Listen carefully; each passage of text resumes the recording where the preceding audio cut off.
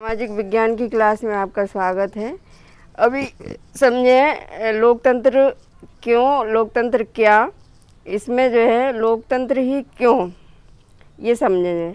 ये मैडम लिंगदोह की कक्षा में एक बहस शुरू हुई थी। सबसे पाठ जब शुरुआत में पढ़ाया था तो ये बहस हम लोगों ने देखी थी। जो है उन्होंने इस अध्याय को यहाँ तक पढ़ाने के बाद छात्रों से पूछा कि क्या उन्हें लोकतंत्र ही शासन का सबसे अच्छा स्वरूप लगता है, और इस सवाल पर सबने कोई न कोई टिप्पणी की थी।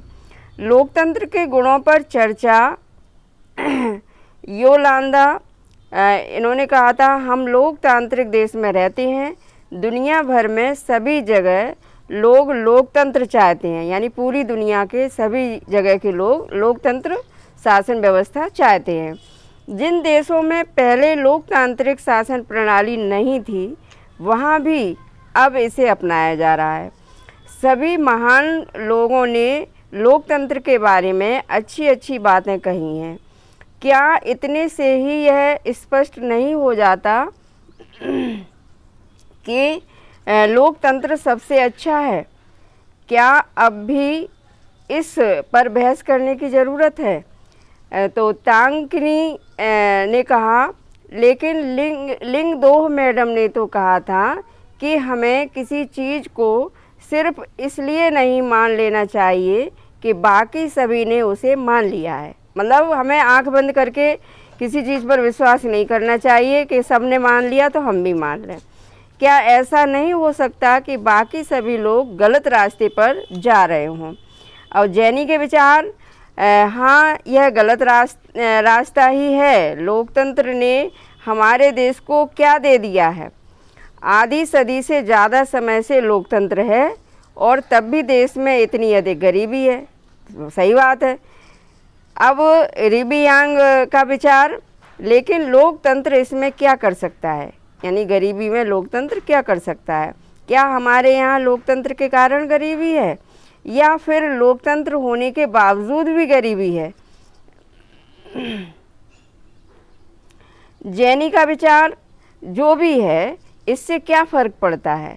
मुद्दा यह है कि हम इसे शासन का सर्वश्रेष्ठ रूप नहीं मान सकते।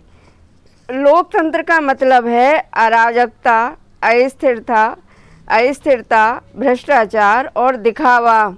राजनेता आपस में ही लड़ते रहते हैं।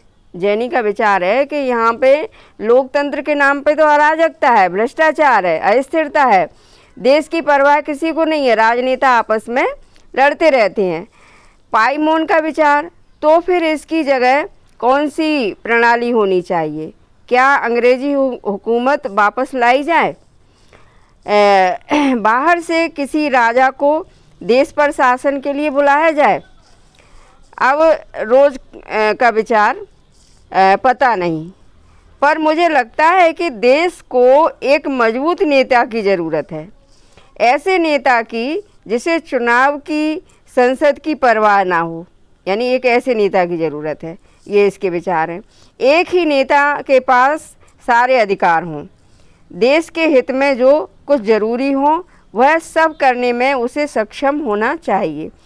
सिर्फ इसी से देश से गरीबी और भ्रष्टाचार खत्म होंगे। कोई पीछे से चिल्लाया, इसी को तानाशाही कहते हैं। बात सही है। अगर आप एक ही व्यक्ति को पूरे अधिकार मिल जाएंगे तो वो मनमानी करने लगेगा, तानाशाही शासन शुरू हो जाएगा। अब दोई का विचार, अगर वह व्यक्ति सत्ता का उपयोग सिर्फ अपने लिए और अपने परिवार के लिए करने लगे तो क्या होगा? अगर वह खुद भ्रष्ट हो तब क्या होगा? अब रोज का विचार क्या है? मैं सिर्फ ईमानदार, संजीदा और मजबूत नेता की बात कर रही हूँ। तो ईमानदार और संजीदा नेता कहाँ मिल रहे हैं आजकल? कहाँ है ईमानदारी? अब दोई का विचार, यह ठीक नहीं है। तुम वास्तविक लोकतंत्र की तुलना आदर्श तानाशाही के साथ कर रही हो। बिल्कुल सही कहा इसने कि आदर्श तानाशाही हो जाएगी ये, तो वास्तविक लोकतंत्र कहाँ रहेगा? हमें आदर्श की तुलना आदर्श के साथ और वास्तविक की तुलना वास्तविक के साथ करनी चाहिए। जरा तानाशाहों के वास्तविक जीवन के बारे में पढ़ो। वे सबसे ज़्यादा भ्रष्ट, स्वार्थी और क्रूर होते हैं। जो तानाशाह होते हैं वो सबसे ज़्यादा भ्रष्ट, स्वार्थी और क्रूर होते हैं। होता सिर्फ यह है कि हमें उनके बारे में जानकारियाँ उपलब्ध नहीं हो पाती, और सबसे बड़ी गड़बड़ तो यह है कि आप उन्हें सत्ता से हटा भी नहीं सकते क्योंकि वो इतने दबंग होते हैं। मैडम लिंगदोह इस चर्चा को पूरी दिलचस्पी से सुन रही थी। अब उन्होंने हस्तक्षेप किया। तुम सब लोग इतने मग्न होकर इस बहस में लगे थे, यह देखकर मुझे खुशी हुई। मुझे नहीं मालूम कौन सही है कौन गलत है, यह तो आप लोग सुलझाएं, आप लोग समझें। पर मुझे लगा कि आप खुले दिमाग से बातें कर रहे हैं, यानी कोई झिझक नहीं है, आप स्पष्ट कह रहे हैं आपको जो सही लग रहा है। अगर किसी ने आपको रोकने की कोशिश की होती या आपको अपनी बात कहने के लिए सज़ा दी होती तो निश्चित रूप से आपको बहुत बुरा लगता। क्या आप ऐसा उस देश में कर सकते हैं जहां लोकतंत्र ना हो?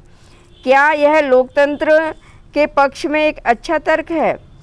तो लोकतंत्र के खिलाफ तर्क, इस चर्चा में लोकतंत्र के खिलाफ वे अधिकांश तर्क सामने आए, मतलब ये तर्क दिए लोकतंत्र के खिलाफ।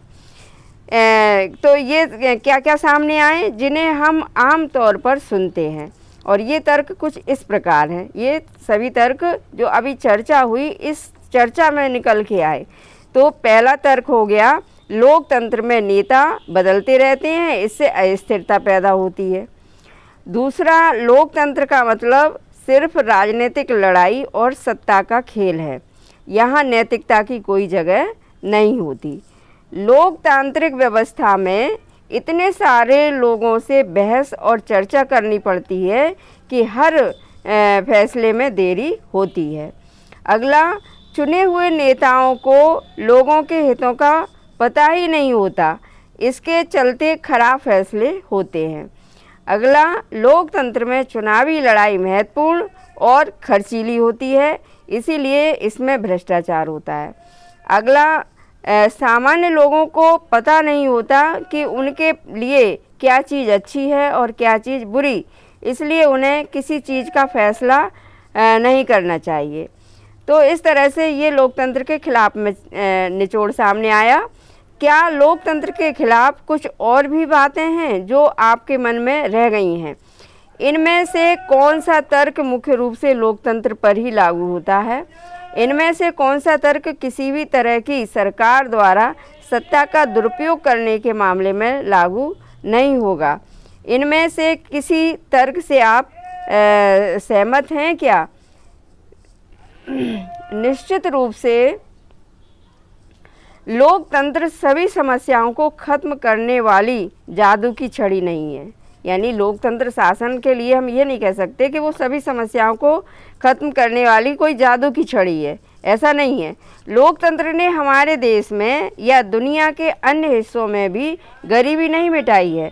सरकार के स्वरूप के तौर पर लोकतंत्र सिर्फ इसी बुनियादी चीज़ को देखता है कि लोग अपने बारे में खुद फैसले करें। मतलब लोकतंत्र का मतलब मेन ये है कि लोग जो है फैसले स्वयं करें अपने बारे में। इससे इस बात की गारंटी नहीं हो जाती कि उनके सभी फैसले अच्छे ही होंगे। लोग गलतियां भी कर सकते हैं। इन फैसलों में लोगों को भागीदार बनने से फैसलों में देरी होती है, और यह भी सही है कि लोकतंत्र में जल्दी जल्दी नेतृत्व परिवर्तन होता है।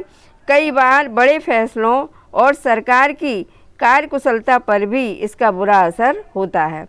इन तर्कों से यह पता लगता है कि हम लोकतंत्र का जो रूप देखते हैं वह सरकार का आदर्श स्वरूप नहीं हो सकता, पर वास्तविक जीवन में हमारे सामने यह सवाल नहीं होता। वहाँ सवाल यह होता है कि क्या हमारे पास सरकार के स्वरूपों के जो विकल्प उपलब्ध हैं, यानी सरकार के स्वरूपों के जैसे राजतंत्र, लोकतंत्र, तानाशाही, उनमें से लोकतंत्र किसी दूसरे से बेहतर है, ये हमें सोचना है। और इसको सोच करके हमें लोकतंत्र को कैसे हमें सफल बनाना है इस पर विचार करना है। बच्चों, आज की क्लास यहीं समाप्त होती है। धन्यवाद।